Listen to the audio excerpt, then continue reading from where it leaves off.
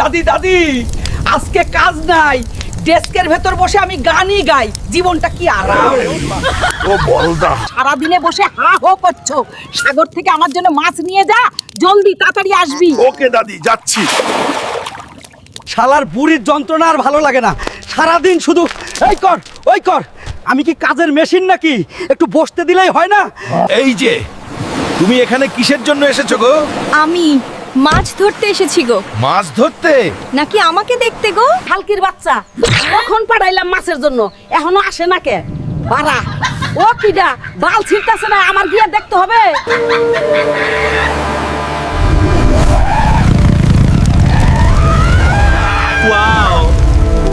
ওই বোকাচুদা, তোরে পাঠাইছি মাছের জন্য আর তুই এখানে কি ফটো মারছিস?